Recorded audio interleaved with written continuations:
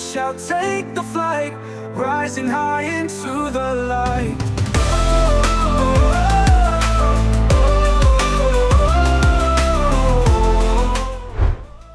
Seakan semua tak percaya menghadapi Laos di kandang sendiri, timnas Indonesia hanya mampu meraih hasil seri yang membuat hampir semua fans kecewa. Mungkin bagi yang gak ada ekspektasi sama skuad yang ada, maka biasa aja. Walaupun tetap seri rasa kalah, banyak fans yang menyoroti keputusan wasit di atas lapangan. Dinilai kurang sportif atau gitulah. Terlebih VAR yang seharusnya menjadi penunjang kinerja wasit, namun tak digunakan sama sekali. Anehnya, media Vietnam justru seenaknya menuduh ke Indonesia yang bermain kasar dan wasit sengaja nggak cek VAR karena itu. Di satu sisi, FIFA juga bersuara mengenai apa yang terjadi dalam laga seri rasa kalah ini. Karena memang mempengaruhi poin FIFA di ranking dunia yang membuat timnas Indonesia rugi. Ya walaupun sedikit sih, tapi tetap aja ya kan? Lantas apa saja kerugiannya? Untuk mengetahui semuanya, let's go kita simak video berikut sampai tuntas. Shadows we won't hide, facing storms we won't divide. With every breath we will confide, our dreams of glory amplified. We can't beat the Saudi, with strength and unity, our spirits flying free. Kemenangan dan kekalahan adalah dua sisi dari koin yang sama. Dalam hidup, menerima hasil imbang berarti kita menghargai perjalanan dan proses, bukan hanya tujuan akhir. Ya mungkin begitulah kata-kata yang relate dengan keadaan timnas Indonesia saat ini. Sebagai tim muda yang dituntut berkembang, tekanan pasti ada dan hasilnya nggak sesuai. Tak bisa dijadikan alasan. Secara performa, Shin Tae-yong sendiri mengaku tak puas dan beliau minta maaf atas hasil yang ada, tanpa memandang pihak lain. Kedua tim baik Indonesia maupun Laos bekerja maksimal semuanya. Tetapi dengan kesalahan kami, umpan yang salah, yang menyebabkan kami kemasukan. Itu sangat disayangkan. Kami merasa salah. Kami minta maaf kepada para pendukung. Tetapi hari ini kami tidak mendapatkan peluang baik, jadi memang sangat disayangkan. Performa Marcelino hari ini adalah yang terburuknya. Ungkap pengakuan Coach Shin usai laga versus Laos dikutip dari bola.com.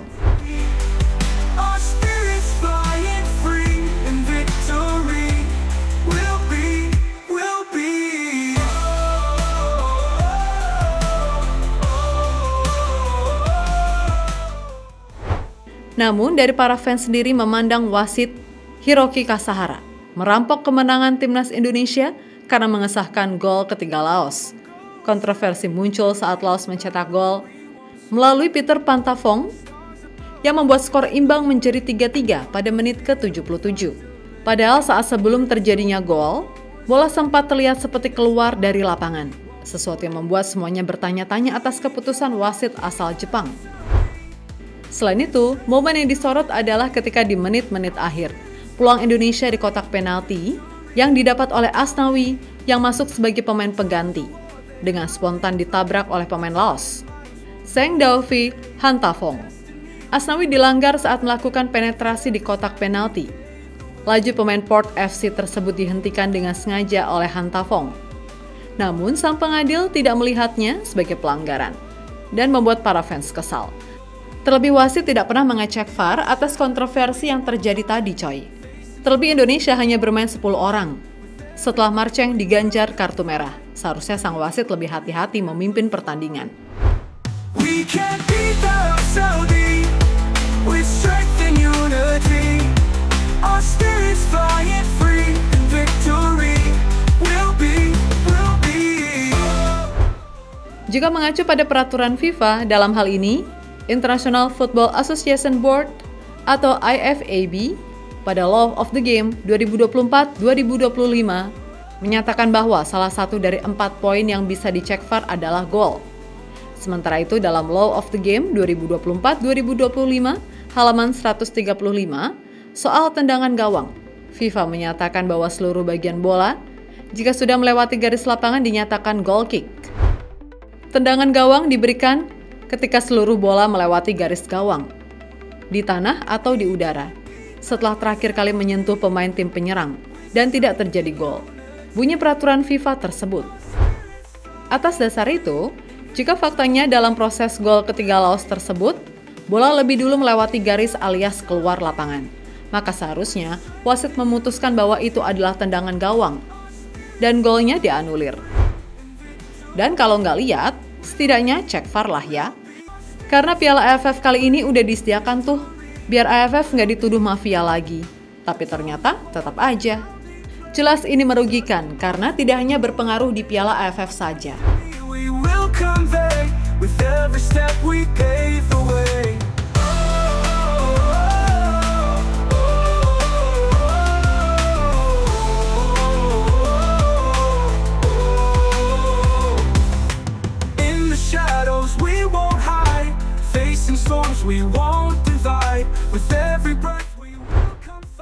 Dari hasil yang ada, timnas mengalami kerugian karena poinnya berhasil dicuri sama Laos. Dengan begitu, dalam klasemen sementara, Indonesia menempati posisi 1 dengan 4 poin.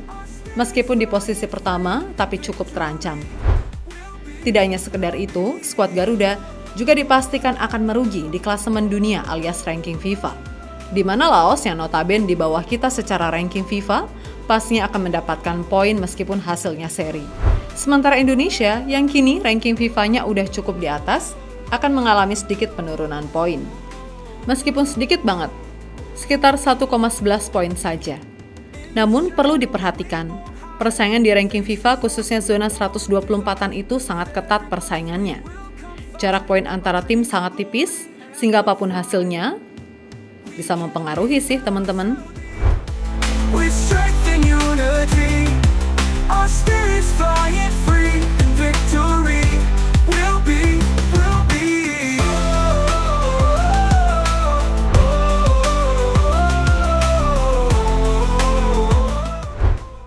Dengan adanya VAR di Piala AFF kali ini, pada awalnya dipikir akan menyelesaikan masalah serta kontroversi yang sering terjadi. Namun pada kenyataannya, VAR justru jarang dicek secara langsung oleh wasit.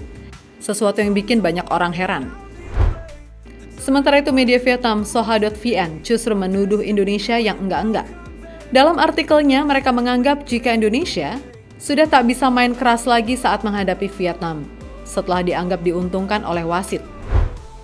Ungkap King in Black yang berwajah ular. Indonesia tak punya pilihan main kasar lawan Vietnam, tulis media Vietnam tersebut. Entah apa maksudnya, padahal kan Nguyen sendiri yang suka main brutal. Emang nggak kebalik tuh? Itu artinya emang AFF nggak bakalan terselesaikan masalah main kerasnya, cuman dengan adanya VAR. Soalnya ya gitu, Vietnam masih aja ngeles.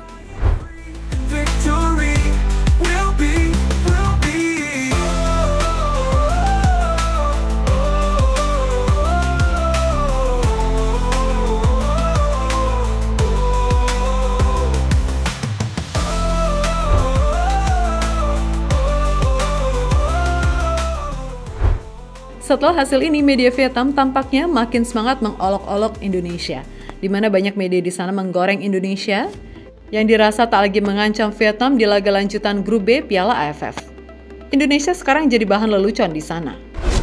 Memang perlu diakui, dengan permainan yang seperti ini, tampaknya akan lebih sulit saat bertemu Vietnam yang menggunakan skuad utama. Terlebih mainnya di kandang Vietnam. Aduh, entah deh, semoga skuad Garuda bisa evaluasi lebih. Atau setidaknya bisa dapat keajaiban lah.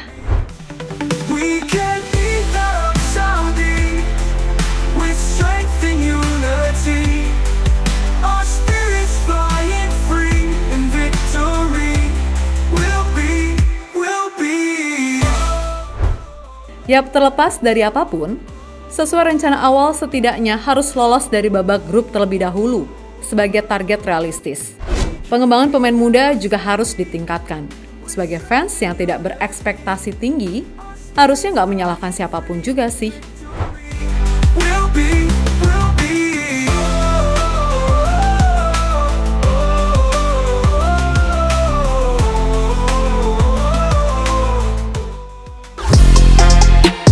Halo, izin iklan sebentar ya guys. Jadikan ruangmu bernuansa timnas. Temukan beragam poster dinding, sepak bola dan timnas dengan desain menawan, kualitas premium dan harga yang tidak akan menguras kantong. Segera klik link Shopee di deskripsi video ini dan dukung timnas dengan sepenuh hati. Mulai dari dinding rumahmu.